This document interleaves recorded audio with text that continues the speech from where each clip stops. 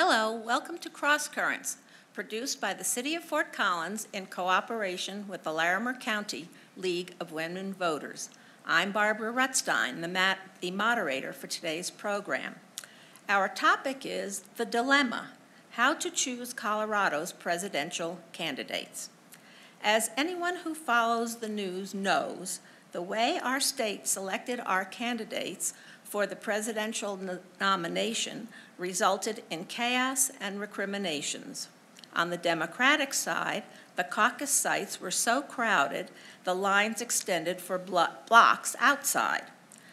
The rooms were totally inadequate for the crowds inside, and some people left because convenient parking was impossible to find.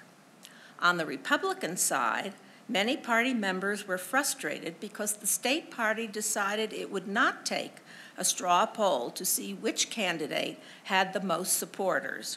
When one candidate ended up with all the national delegates, another candidate cried foul and said the system was rigged and corrupt. With no one happy with the current caucus system, several legislators and representatives of unaffiliated voters vowed to pass legislation or pass a ballot initiative to have Colorado institute a presidential primary in 2020. The legislature was not able to pass a bill at the end of this legislative session, and we do not know at this time if a ballot initiative will make it to the November election. To discuss the merits and weaknesses of holding a presidential primary, we have on my right Bob Vangermeersch, a retired businessman. On his right is Pat Steadman, state senator from District 31. On his right is Martha Coleman, a caucus leader, and on her right is Kevin Lundberg, state senator from District 15. Welcome to you and to our studio and viewing audiences. Let's begin with some history of presidential selection in Colorado. I've been here, I think, for 45 years, and I remember voting or missing to vote in primaries because they were held in July or August. Then I remember several years of having a caucus in my home. So what is it that we've had, let's say, for the past 40 or 50 years? Well, since about 1912 through 1990, we had a caucus system. And then for the 1992, 1996, and 2000 years, we had presidential primaries. After that, we switched back to caucusing in 2014, and I believe the legislature at that time in 2002 voted to make the switch, and it was driven by cost. Okay. Kevin? Actually, if I could add a little Certainly. Sure. Clarity to one point, and that is when we had the presidential primary, we still had the caucuses occurring. Yes. It's just that we added a presidential primary, and as I recall, I think it was in April that it was held. I know it was a little bit later in the season, but it's true that when you have a presidential primary, you take a little bit of the political interest away from the caucus system. And during that time, I know that diminished quite a bit. I've been attending the caucuses since 1972, which was the first year I could vote. Mm-hmm. And I know that in those times in the 90s, the interest in caucuses did go down significantly. Okay. And in those years, there were also regular primaries. The presidential primaries were in March, and then the regular primaries for the state offices and so forth was in August. Right, and that's because the caucuses are actually the first step in selecting the candidates for each of the parties, which then run in a primary election, and then the party has, figures out who their nominee will be to run in the general election. Okay. Were these closed or open primaries and caucuses? Closed. Okay. Pat? However, in Colorado, we have had a law that says if you are an unaffiliated voter, you may choose to affiliate at the poll with one party or the other. This is only an option for people who are unaffiliated, but if they wanted to show up at the polling place and vote on election day and declare themselves to be affiliated as a Republican or as a Democrat, one or the other, they could do that and have an opportunity to vote in the primaries. They'd fill out a form and actually affiliate with that party and then be a member of that party moving forward. But in our state, at least, it's very easy to change your political party affiliation just by filling out a voter registration form and checking the other box. And so that was available this time, too. And that remains the law in Colorado today. Right, right. So you could go to any caucus you wanted to, but you had to fill out the form, not the day of the caucus. Not the caucuses, but Okay. the primary election. The caucuses, you are required to be a member of that party. I believe it's 30 days prior to. 29, I think. 60 days. Yes, Okay. yeah, you're Yeah. right, you're right. Okay.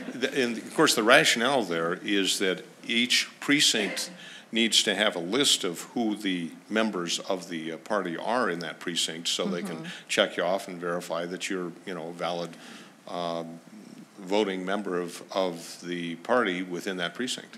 Okay, now we're having a primary for senator, I think, on the Republican side and some other offices on both sides on June 28th. Can a person go and vote and change their party now, or is that closed? The answer is no, they cannot go and change their party on the day of election. There's where I believe you have to do it 29 or 30 days in advance. Unless you're unaffiliated. Unless you're unaffiliated, exactly Okay. correct.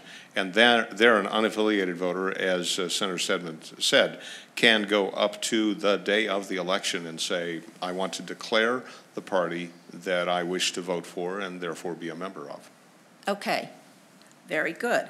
Now, do you think that the chaos happened this time because of unaffiliated voters trying to get into the caucuses, or do you think that more party members were engaged on both sides? Well, let me jump in and take that one as the Democratic elected official here, because the chaos you speak of, I think, was primarily around the Democratic Party caucuses this year, because there was a great deal of interest from Democrats in the presidential race. And there were a lot of people that showed up to caucus who had never been to caucus before, and they were there for one candidate or the other. Often it was for Bernie Sanders. Often they had they weren't familiar with the rules. They didn't really understand what was going to happen at caucus.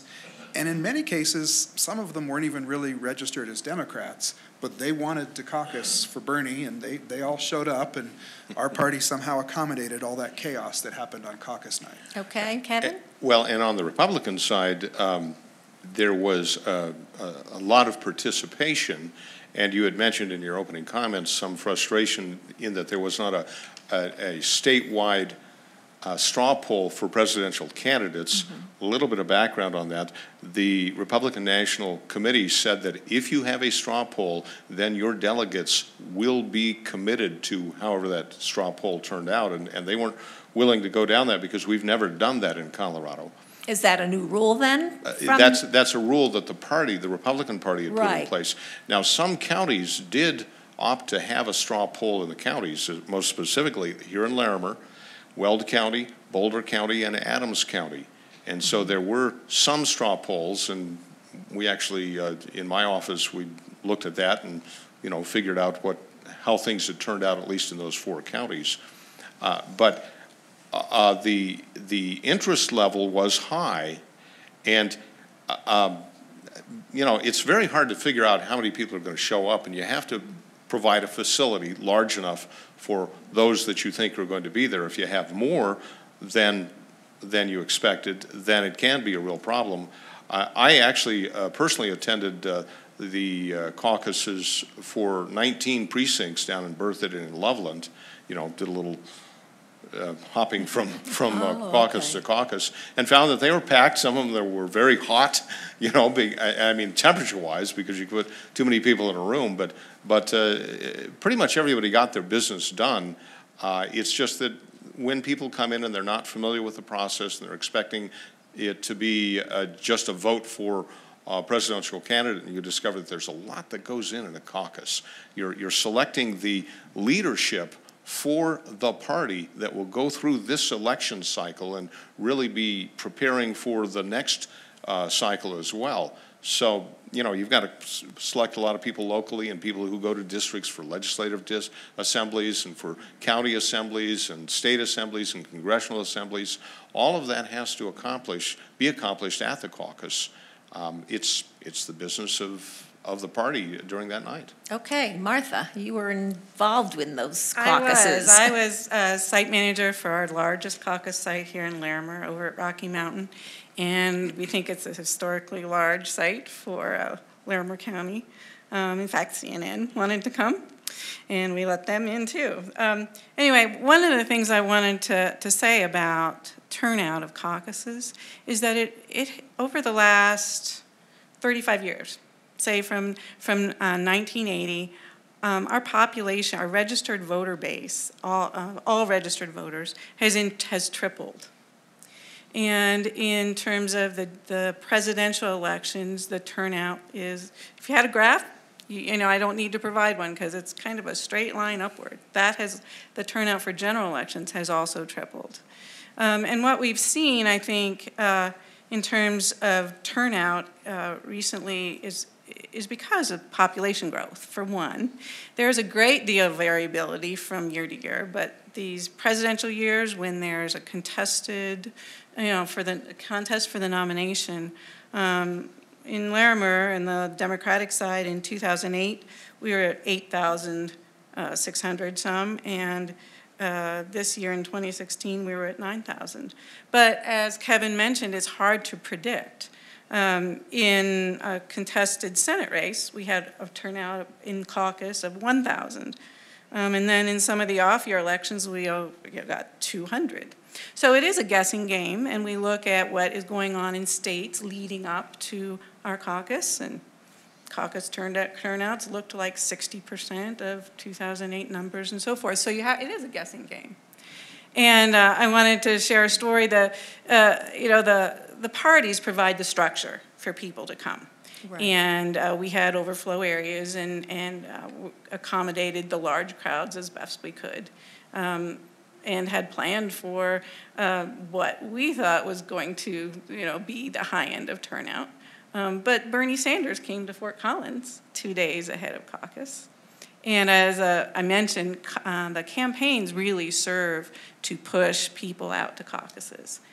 Parties don't play a role in that, especially if it's a contested nomination, because you really need to let the campaigns do their work. And another difference from the past I'd like to point out is I think that Colorado is now perceived as a swing state. And in fact, Larimer County is perceived as a swing county and a swing state. And that means that there's persuadable people, and campaigns at a national level really pay more attention and give more effort to swing states. And so that was different, too, from, say, 20 or 30 years ago. And you think it will stay that way? I mean, we're playing a guessing game, of course. Does it really depend on the candidates, do you think? I will defer to people with state-level knowledge. But I just wanted to share with you a little bit about what we saw and why those things happened. And as an aside, I thought we might talk about this in cost. We rented every school facility we were able to rent. Schools have to still function, so they have basketball games and so forth, and Republicans need sites for their caucus venue as well. And so unless we move out of, schools are comfortable places for people to come and caucus, and they have the generally large enough rooms and are somewhat affordable still. But we rented every school we could get. And still there were people in the trees. Yes. And another note is, I know that there was frustration about that, and certainly we don't want lines coming into caucus, but in the week to follow, people were excited they were part of a historic event. They were excited that others were coming out. There were so many people interested. So there was both sides to it. Do we have any idea how many people were not affiliated in those? I mean, well, in order to participate, they needed to affiliate by January 4th. And they're always able to sign affirmations stating that they met all the qualifications in case there was some paper. Most of those affirmations were not validated in that they weren't on the rolls, and that's a sad thing, but when you're new to a process, you know, you kind of need to learn how to caucus. And, How did you handle those folks that were unaffiliated that were trying to get in and speak for their candidate? well, as I said, if they're not on the list of their precinct, and they also need to live in their precinct for 30 days. So if they weren't on the list of their precinct, you know, maybe, and they really believe that they had lived there, or they really, they had to kind of, you know, it's a legal issue. They can state on a form and sign their name and say, I have been affiliated for 60 days and lived in my precinct for 30 days and am a registered voter and citizen. And they would be allowed And to participate? yes, they absolutely can. Okay. Well, in my precinct, what they But- did, or at, where were we? Oh, a school in the south, I can't remember the name. We were given little pieces of paper, and so there were people without paper. So when we kind of divided, then we had to show our piece of paper, and then there were some who sat off to the side who didn't have any paper. So that's how we were identified. Well, visitors are allowed, they should have been wearing visitor tags. Yeah. But, and then it's after caucus that the credentials committee, and it took hours and hours, countless hours of volunteer effort to go through all of the caucus notebooks, validate every piece of affirmation paper that was presented, and make a determination. And so they're allowed to participate, but if their affidavit proves to be wrong after the research, then their vote doesn't really count in the delegate math, and most of the times it didn't make a difference. There are a few cases it did, but Well, you the wouldn't goal really is know because we didn't say, I mean, we didn't write anything. this would be for people that aren't on the list. They I didn't. They see. couldn't sign in. They could, you know, we'd let them participate if they swore to Uh-huh. these, you know, that they had met the. Right. Did you have a comment, Pat? Well, actually, this is an example of one of the issues that's under debate when we're talking about changing the primary candidate selection process is what about these people who are fair weather voters, that are fair weather Democrats or fair weather Republicans? They want to show up when somebody like Bernie Sanders gets them excited to come out and vote, and they're going to fill out a form and say, yeah, I'm a Democrat and yeah, I'm entitled to vote, but actually they were really unaffiliated all along. And I think this brings up the issue of, you know, should there be a place for unaffiliated voters to plug in and participate in the candidate selection process when they're so motivated to do so, when somebody excites them? Or should we make the formality of having been registered with the party for 2 months ahead of time a barrier to their participation? Mm-hmm. I believe that we should encourage more participating in voting. And if somebody wants to all of a sudden engage, who's never been engaged before, never been affiliated before, there should be a easy pathway for that person to plug in and get involved in the process and participate. And boxes on forms that they did or didn't check shouldn't matter. Okay, Bob, do you have a comment about that? Well, I kind of disagree with that. If they are that interested, let them register ahead of time and let them be affiliated and let them deal with the internal politics in selecting a candidate. And I know, I totally get where you're coming from, and yet I would invite you to just, you know, go back to March 2nd or whatever that night was when we caucused a couple months ago, and tell that to all the people standing in line wanting to get into that school building to participate. You know, hey, if you cared this much, you would have registered as a Democrat 2 months ago like you're supposed to. Get out of here, get off my yard, go home. That wouldn't have gone over real well, and I don't think that's the right message that the system should offer to these newly engaged or fair weather voters, as I was calling them. I think we should welcome them with open arms and say, come on in and participate. Well, let me jump in there a little bit because nobody told anybody to go home that I'm aware of. No. It is quite true that if you weren't registered in that precinct with that party at that point in time that you couldn't vote. But by every precinct I've ever attended, I've never seen anybody turned away and even from, you know, getting up and speaking and giving their opinion on things. Sure, if you've got a room that holds 20 people and you've got 200 people trying to get in, you've got a logistical nightmare that you're not going to fix.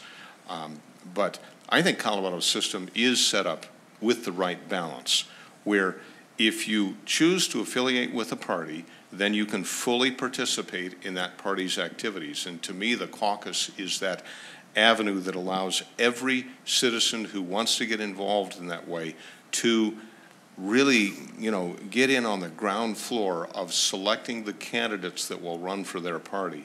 And we're even more open so that when you get to the primary, to the actual vote that's conducted by the state, remember, the caucuses are conducted by their parties, respective parties, and they're funded by their respective parties too. I had the treasurer for the Larimer County Republican Party show me the numbers a few days ago saying, man, we spent a lot of money running all those facilities. And I'm sure on the Democrat side it's the same way. Yes, it is. But when it comes to the primary process, there the unaffiliated can affiliate. They can step up and say, okay, I'm ready to vote on the Democratic side, and so here's my form, I've filled it out. I think it is the right balance. Okay, Martha? I think that the 60-day period prior to the caucus is, we live in a digital age. It does not need to be that long anymore. And in fact, they have to be a resident of their precinct for 30 days. There is a period of time where we need to prepare the materials, but I think the 60 days is an obstacle that we could, make a little bit easier for first-time young voters. Okay. Now, Pat, you had a bill in the legislature, I think. And I think, Kevin, you did too. Wasn't the same bill, right? Wasn't the same bill. I'm not sure what Pat's bill was, but I didn't. Okay. Oh, you didn't? He I don't well, know. I can tell you, he participated in every bill that was down there, though. Okay. Well, tell us what your bill was. And this is Well, for a presidential primary, right? This goes to the other side of the question for the night, really, is shall we have a presidential primary?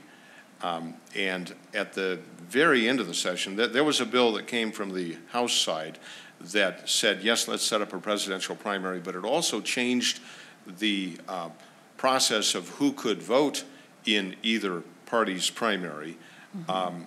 It's had sort of a creative way of, you didn't have to affiliate except temporarily, which means they gave you a ballot and then they took your name off the roll a few days later. That didn't make sense to a lot of us, and I thought, well, maybe we can find some common ground with a presidential primary in March that held caucuses as harmless as possible, so the caucuses were to be at least 2 weeks prior to the primary, and that did not change the voting requirements for primaries. Therefore, it didn't change the primary that occurs for all the other offices in June. And I was hoping we could find enough common ground among both sides of the aisle, but frankly, I couldn't find enough consensus on my side. And so before we went to really vote on it, I decided that we need to pull this back and talk and think about it. And I should add one other element, and that is that many of those in my caucus who didn't like that right then and there are engaging in a study of the issue. We're holding meetings all over the state. We're going to start in Denver, go down to up here to Fort Collins later this year, and Grand Junction down to Pueblo, and then maybe another one in Denver. And we're inviting all members of all parties to be a part of this so we can figure out, what do the people really want? Do they really want us to change the system, put a presidential primary in place? Should it be more open than it is today, or should it be, focused on individual party members as it's really more like in today's system? So would we then have two primaries, one for the president and then one for the other candidates? Well, getting back to the bill that I ran and the other one that was in the House, 1454, those did set up a separate primary election in March. And it's kind of in the, the heat of the decision-making process for the presidential politics. And then it maintained the primary for all the other offices in June, which is pretty necessary because it didn't take the caucuses away. We're not set up, and I don't think Colorado is ready to just abandon the caucuses, because you've still got to select candidates to run in a primary. You've got to have a mechanism, and if you don't have a caucus or something that people can go and participate in, It's really relegated to those folks who really are in the, you know, in the smoke-filled back rooms. Well, maybe not smoke-filled today, but the back rooms of, you know, people who have devoted themselves to party politics all their lives. And I want it more open. That's why I like the caucuses. Okay, so then we would have three things according to this bill. We have caucus, then we'd have a presidential primary, and then we'd have another primary for all the other offices. Correct. And I'm going to add a fourth thing that is there, and that is individual assemblies that occur for each one of those elected. You know, we've got the state and House district assemblies, the county assemblies, the big state assembly for each party. Those are another part of the process of determining who will stand for election in that primary in June. Okay, does that happen all over the country? I think every state's a little different. Right. And who decides that, the legislature or the parties? Ultimately, it's a matter of state law, so it is decided by state legislatures. But oftentimes it gives a lot of latitude to the parties to determine just how does it function.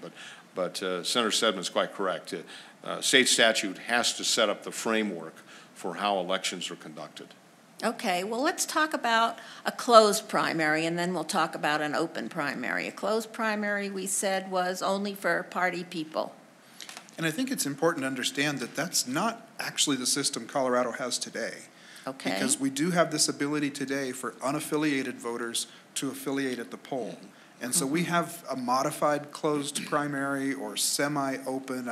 There's different terminology that gets used.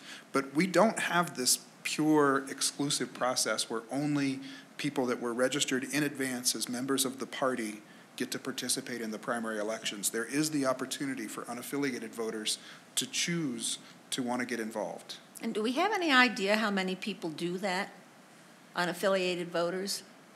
Martha, do you have any statistics? No, I do not have on that one, I don't. Uh-huh. I think it's going to vary quite a bit. Just like any presidential election cycle, the level of turnout really depends on what's going on. Are there contested primaries on both sides where the president is term limited and not seeking re-election, and you've got lots of action in both the Republican and Democratic primary processes? Or is the president, finishing their first term and seeking re-election to the second and not contested, and so that party is, kind of sitting out this process this time? Every year is going to be a little different in terms of what are the dynamics of people with their term limits or open seats, and then what's the level of interest for voters to want to get involved. So when we ran the 3 presidential primaries, the turnouts for 1992 was 25%. In 1996, it was 14%. And in 2000, it was close to 30%. So it is all over the board. Well, and and the folks that are unaffiliated that choose to join a party for the purpose of primarying, they're a portion of that. But overall, it's 30% at the highest participation isn't a huge number of people. Certainly, it is a lot more than a caucus system, but. Yeah. I kind of agree with Kevin. I think it's a very flexible program if the unaffiliated voter has the ability to go in and vote. Colorado law is set up, one thing we didn't mention is if someone wants to stand for election in a primary, they can also petition on. Yes. On the Republican side, through our assembly process, we ended up with one candidate. He swept the field. He gave a great speech and was really almost by acclamation declared the guy to run. But what is it? I think 3 or 4 others have actually petitioned on to the ballot. So Colorado does have a lot of different ways to engage in it, and I think that is healthy. You can. Politics being what they are, people can get in game systems, but I think Colorado strikes the balance pretty well in allowing you to do to fit what works for your purposes, and ultimately you end up with this: candidates who stand for election in the general election, 1 per party. And of course, we've got more than 2 parties out there too. There are a lot of minor parties, which there is a distinction. They are declared minor parties according to I believe it's the votes you get for governor in the previous election cycle. Certain percentage, right? Correct. And if you're a minor party, it's really not functional to have a caucus system, and so they're not required to do that. They do just go directly through an assembly process. But, so there are a lot of nuances to the system. And overall, it does, I believe, have a pretty functional mechanism. Okay. Well, now, what about what did we say? We started with a closed primary. What about an open? Now, I always remember that Wisconsin had an open primary, and I think then you can just ask for any ballot. Is that right? I'm not sure about Wisconsin, but that is certainly what an open or a fully open, as Senator Steadman pointed out, Colorado has a kind of a hybrid system in that an unaffiliated voter, someone who is not declared any party, can, up to the day of the election, declare a party and then receive a ballot from either party. But a real open primary means anybody can come in. Any registered voter yes. can come in and vote for any person. I'm extremely uncomfortable with that idea because, I think just briefly a little bit of history. When our nation was founded, there were no political parties. If I understand it correctly, General George Washington was elected as president, not because he was with Party A or Party B, but because by acclamation he was the guy they wanted. But it's very inevitable within a political system that you affiliate with those that are closest to your political ideas. And in our country, it really boiled down to two major parties. And for that to really have function and meaning, that party should be able to select their nominees to stand for election. And when you make it an open primary, you just, so take that apart that the concept of a party fulfilling its function within our political process it goes away significantly. Mm-hmm. Now, yeah. here's the thing. It's true, we've traditionally had this two-party system, and yet in recent years, more and more people have chosen to be unaffiliated and have not identified with either party. In Colorado today, unaffiliated voters outnumber registered Republicans, and unaffiliated voters outnumber registered Democrats. And so as this trend continues of people not identifying with the political party and not wanting to be affiliated, we are asking the question, should there be an opportunity for those folks to participate in the candidate selection process? Because ultimately, one of the two major party candidates is going to win darn near every election. And what role should those unaffiliated folks have in shaping who becomes their choices on the ballot? And that's really the question I think we need to look at. Yeah. Because, like it or not, people are choosing to not affiliate. Is there room for a third party? There was talk about that. I don't know how easy that is to do. I would guess. say no.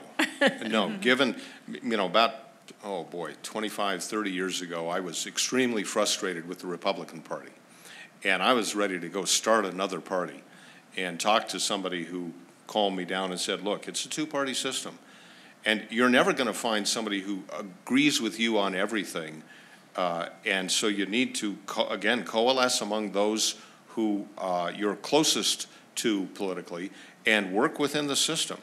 And if you look at the dynamics of it, whenever a third-party effort comes up, generally what happens is the candidate who, from that third party, the other candidate who is the closest to them politically is the one they hurt. And they divide the vote, and they end up electing the last person they wanted in that election to get elected. Either that, or they were intentionally doing that to skew the system, and that's not a healthy thing. But I'd add one other thing, and that is that our national and our state laws are structured in such a way that the two-party system really does have the dominance. Right. Sure, there are a lot of other countries that work with a lot of other multi-party systems. You get really weird mixes. I think I heard over in Israel that is it Netanyahu, who's the prime minister, has affiliated with an extreme group in order to pick up a few more votes, and you know, you end up with very odd political bedfellows Yes. at that point. Right. Question for Pat. The unaffiliated voter you were concerned about, does our hybrid system not let them participate? No, they can participate now. Right. And I think that is happening. And the question is just if we institute a presidential primary, should there be an opportunity for them to participate there? Because I think particularly when you're talking about the presidential race, that's the one so many voters focus in on. I mean, that's the one they know the candidates' names for.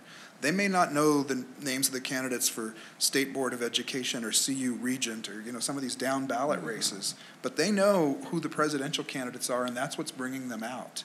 And I think there should be an opportunity, if they want to participate, for them to be able to do so. Well, that's what they have now. Is that not correct? That's true, but if we go to a presidential primary and we keep current law, which is actually what Senator Lundberg's bill on the presidential primary last month was proposing to do, there would still be that opportunity for unaffiliated folks to affiliate at the poll and just fill out a form at the county clerk's office and get their ballot for whichever party they want to participate in. So Okay. that problem is solved, essentially. Is that correct? That's one way of solving it. However, here's the rub, is that a couple years ago, Colorado went to all-mail elections, so that now there isn't this go to your polling place in your precinct anymore and stand in line with your neighbors, and now the ballot comes to you. If you're not affiliated with a party, Yes. a primary election ballot is not going to come to you. And so what House Bill 1454 did was it required the county clerks to send out postcards to all the unaffiliated voters in advance of the presidential primary saying, the presidential primary is coming. We're going to mail ballots to all of the people registered with either of the two parties. If you would like to participate in this process, you can return this postcard, temporarily affiliate with one of the parties, and you will get that party's primary ballot mailed to you. Well, maybe I'm a little bit hard, but if you fail to plan, you're planning to fail. If you don't get off your duff and do something, you're not going to get a ballot. Do something. And I don't want to disagree with you, and yet, Yes, you will. but people are prone to procrastination. That's their problem. There's all these folks that wanted to participate in the caucus, but didn't go get registered with the party by January the 2nd. And, you know, for Democratic caucuses that I've always been part of, we've always said that we're Democrats. We err on the side of inclusion. Come on in, sit down, join the conversation. We'll let you participate. That's what we did this year, too. And that's what I'm thinking should be the general policy for the presidential primary as well. Okay, Martha, did you have something? Well, I did want to make a comment about the third-party suggestion. Yes, go and ahead. I suspect you might find that some unaffiliated voters are that way because they're kind of rejecting the political system, and they wouldn't. Part of it is they don't want to be part of a political party. Mm-hmm. At the same time, they do want to have a voice in who is the leader of our nation. Well, this is a bit ironic, though. If they're rejecting the system, why should we bend over backwards to accommodate their rejection? Shouldn't we allow them, which we do, to come back and be a part of the process when they're ready to do that? Yes, I'm not advocating. Okay. I'm acknowledging that I think that part of that, and in doing so, they're still part of the political process. They're trying to change it. Okay, I think we have a question in the audience. Thank you. My name is Mary Dietrich, and I'm active in one of the local parties, and I've enjoyed that participation.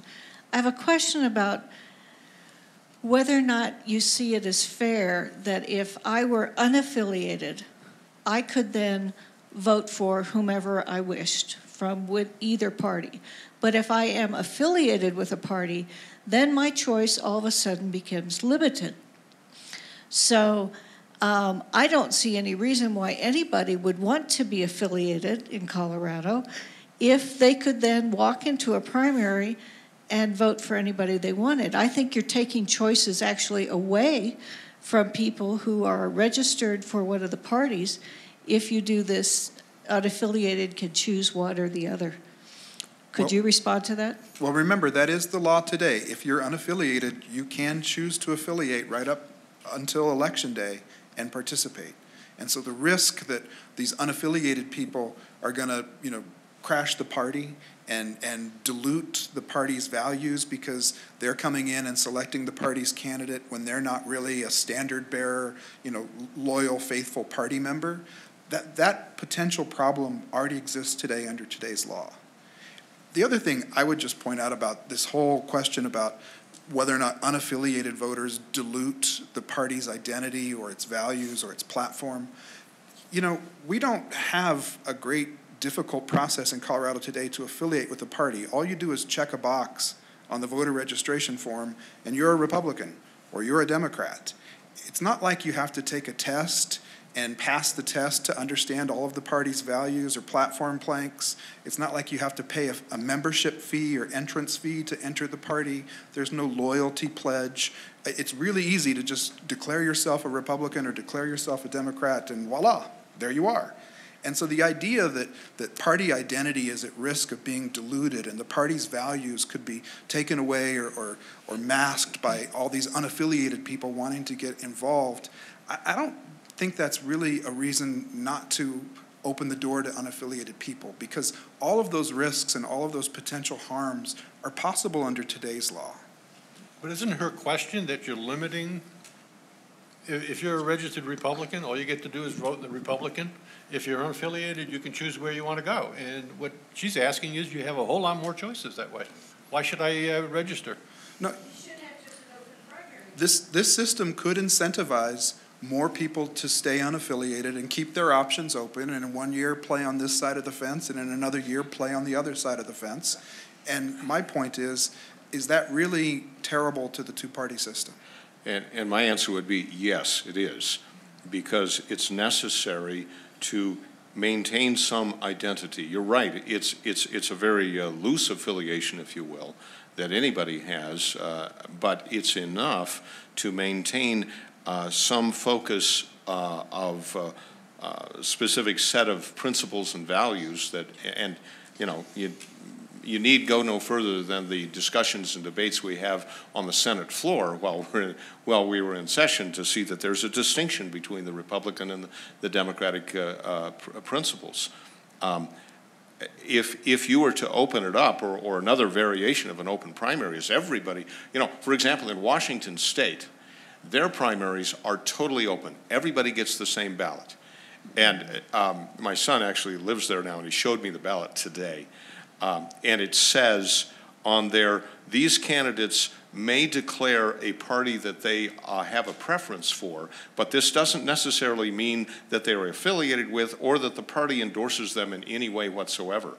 And so you're just given a whole list of names, and people, 3 people may say I'm a Republican. One person says they're a Democrat. One person said, there was actually one guy on the ballot that's called himself Good Space Guy, and I don't know who he was affiliated with. But honestly, it does degrade into this meaningless mesh of names that we lose that focus.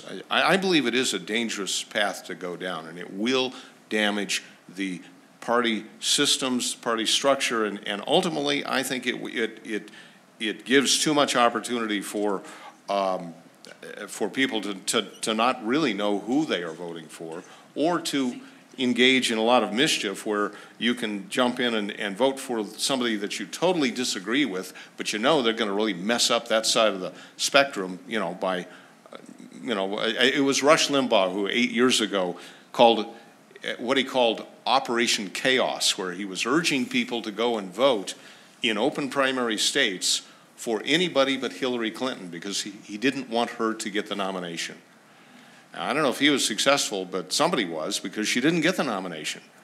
Okay, I think we have another question from the audience. Identify yourself and then ask your question. Hi, I'm Susan Matthew. I've been in this city or this state for well over 30 years, going 35, 36 years. I voted in the caucus for the first time because I did affiliate. And it bothers me that I had to affiliate to do that. And I want to say, why should I affiliate? I don't care about your parties. I truly don't care about if you're Democrat or Republican. I want you as an individual. I want to look at what your values are, what you're doing, and what you're going to do for us, whatever party you are. I don't want to have to go out there and say, I'm a Democrat, I'm going to vote for Democrats. I'm a Republican, I'm going to vote for a Republican. Because, you know, some Republicans are fools, some Republicans are great. Some Democrats are fools, some Democrats are great. I want a choice. To say that I have to, you know, affiliate, let me have an open choice. I affiliated because this is an absurd season that we're going through. But, you know, that's sad that I can be post-60 and say, this is the first time I voted in Colorado for a caucus. That's ridiculous. Okay, and I'm wondering if we just have a changing demographic where people don't want to affiliate. And so is there a way to, I mean, it just may be one of the many changes that we're seeing politically. And to try to force people into something that they don't want, I don't know if it's good, bad, or indifferent. I'm just wondering if we're seeing a trend, I guess. Martha, did you have a comment? I guess I have a general comment on some of the things that we've brought to the table on this topic. And I think that turnout, the number of people that participate and vote, makes a very big difference. If you have 3 times the turnout, some of these other things we're talking about change completely. So I'd just like to throw that into the conversation. If you look, for example, at Nebraska this year, they have both a caucus and a primary for presidential. Mm-hmm. The caucus, in caucus, Bernie Sanders won that, 57%, and Hillary got 41%. But the primary, which was twice the turnout, Hillary won by 53% and Sanders by 47%. So some of these small details about if a party is going to lose its identity by others participating, I think I'm not sure that they're real. I think the real thing is that if we're successful at getting more people involved, we'll have a better election. Can I answer Susan's question? Which is in part Susan's. I think that she should be able to participate in a primary is a great opportunity. Well, if I heard what you said correctly, the people that went to your caucus, who were unaffiliated and unregistered, got to go and listen and talk. Now, they might not get to vote, but she can get all the information from either side by going to both caucuses. And then, depending on where she wants to go, she can go primary day, register for whomever she wants, and vote for whomever she wants. Isn't her problem solved at this point? But see, I heard Susan say that's correct. That she wanted to go to the caucus and participate in the caucus and have her vote count at the caucus stage of the process, and that she had to affiliate to do that, which is something that didn't sound like she was comfortable with. She sounded like she preferred to be unaffiliated, and yet she wanted to be involved. There's always going to be people that choose to get involved at the caucus or choose to get involved at the primary, or voters that never vote until the general election in November is the first thing they do all year. But wherever that person chooses to get active and participate, I think we should have a policy of encouraging that and having the doors open for their participation. It sounds like the doors are open, and no matter whom the caucus selects, she can go to the primary and vote for the candidate that impresses her the most on either side. Some process has to be put in place in order for things to function. Down at the Senate, we have Senate rules that we have to follow in order to get our job done. I see what we have in the caucus today as the rules necessary to get the job done there. The job of the caucus is to select delegates to go on to the assemblies that then select the nominees that stand for primary election. If you say, well, I want everybody to be able to participate everywhere at all times, it's still necessary for some processes to be in place, and some rules have to be there. I fear that we may be bending over backwards to accommodate everyone, and we'll get nothing accomplished. Okay. So a couple of the interesting things, the presidential primary that we had in 92, 96, and 2000 was canceled in 2002 in large part because we were going into a post 9/11 recession and the budget was in a bad situation, and elections are expensive to put on. And if we're going to put on 2 primary elections a year, we're going to pay for 2 more elections and then still have a general election to pay for. Mm-hmm. And so cost is a factor here. The bills we were looking at this year in the session had a price tag on them, an estimate of about $5 million to run a primary election for the presidential primary. And one of the reasons why I think in 2002 the legislature canceled it and changed it was because there had been uneven participation and the costs were high. Right. And that's still the situation we're going to be in. You know, this year the legislature did not take any action on this, failed to find consensus on any of the bills that were introduced. But fortunately, we don't have a presidential primary roll around again until the year 2020. And so there's a couple more legislative sessions before this really becomes urgent. There's a couple, the sooner we do it now, the easier it's going to be to anticipate the costs and budget for that in the future. It would be nice to make these decisions this year and not in 2019, as it's on the eve of the election. But cost is a factor as well, and it's one of the things the legislature is going to, I think, have to be disciplined about, because there will be cycles where it's more boring, where you've got a midterm president seeking re-election and no primary on that side of the ticket. There's going to be times where we spend $5 million on a primary election and 10% of the people participate. And that's one of the things you just have to go into this with your eyes open, knowing that elections do cost money. Yes, and the other thing is we're still having another primary June 28th. Is that going to be $5 million? About $5 million. So then correct. it would be, if we had a presidential primary, that would have been $5 million. So this year we would have spent about $10.5 million on caucus, on the two primaries. And the state parties, or the local, actually, it's not, is it the state party or the local party that pays for the caucus? The county party. You're in The Larimer county County. party. It's The county Larimer parties. County. Yeah, and so that is, we are required by state statute to run the caucus and assemblies, and yet we receive no money for that from the state, and that's an unfunded public mandate. And so we rely on donor dollars and volunteer hours. And as our population grows and enthusiasm to be involved increases, which I think is great, it places a pretty heavy load. This last caucus, the jump from previous years was 5,000. Prior to this, back in I think it was 2000 or in that neighborhood, it would cost us $500. So, and so you're relying on donations to fulfill a Colorado state statute and financially. Okay, any other comments? Well, just remember, though, that in exchange for the parties paying for that process, the party gets to be the gatekeeper for who gets on the primary ballot. And so there's a reason parties perform that role and raise the money and do that, is because they want their values and their product, their brand, to be represented on the ballot and to be a choice for voters.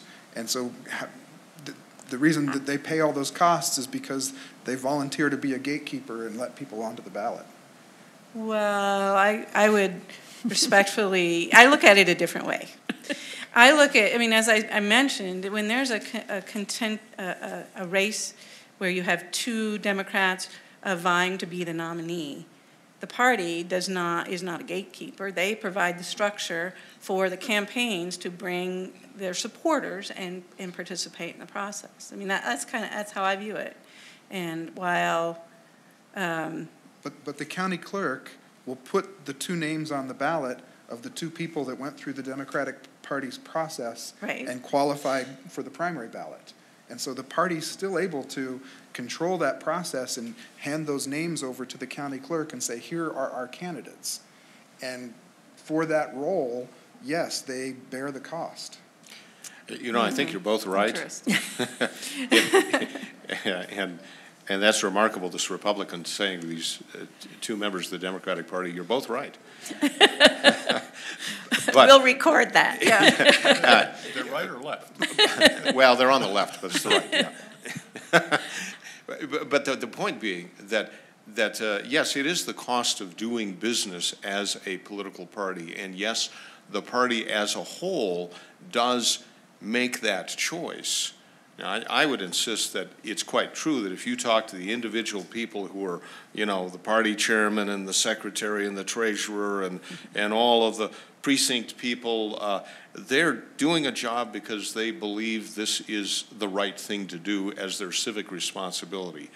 I don't think any of them have been delegated with that authority that they can, christen somebody the nominee, even though they've got more say and authority over, sorting it out as to who's running and who isn't. It's the process that's necessary, and it's a cost that's necessary, but it is a cost that's high. I think I mentioned it earlier, but the treasurer of the Larimer County was reminding me that it's a very high price nowadays to secure the facilities we need and to, line up for the assemblies that we have to have as well. And sure.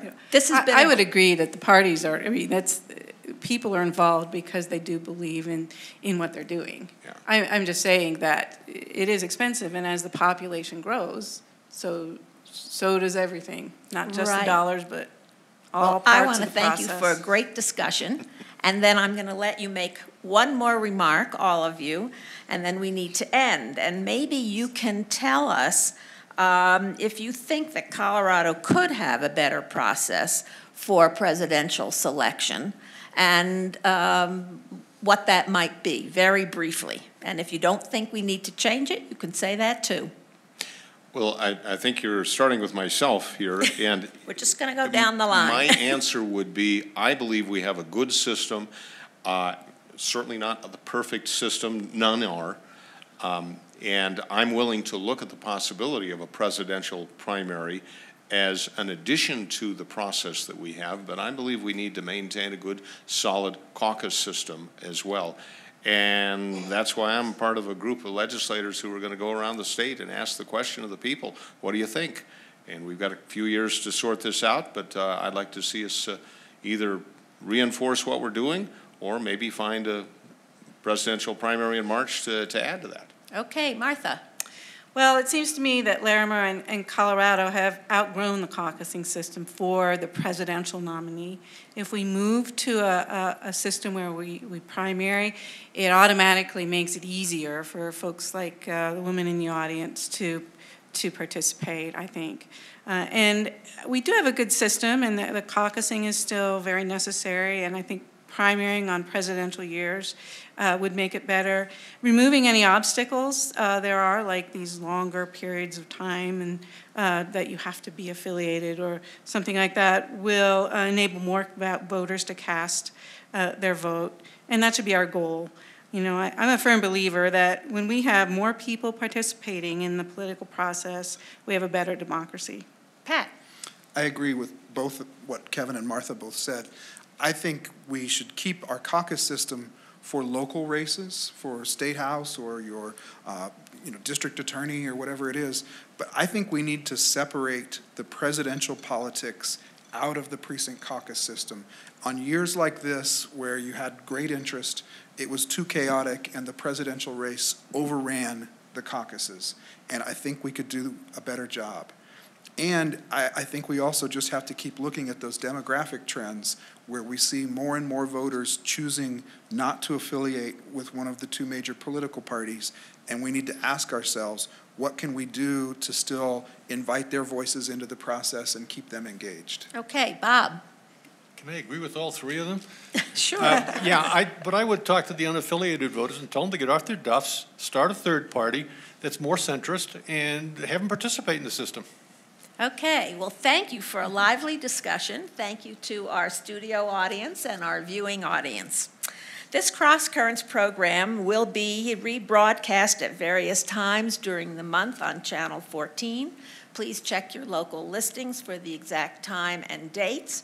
It is also available at the League of Women Voters website, which is www.lwv-larimercounty.org. It is also available on the Fort Collins site. It's fcgov.com/cable14 under featured videos. We hope that you will tune in again on the fourth Thursday of August. We're going to take a little vacation when we will then be discussing Colorado Care, a ballot initiative on health care that will be on the November ballot. So we hope that you will tune in then. Thank you.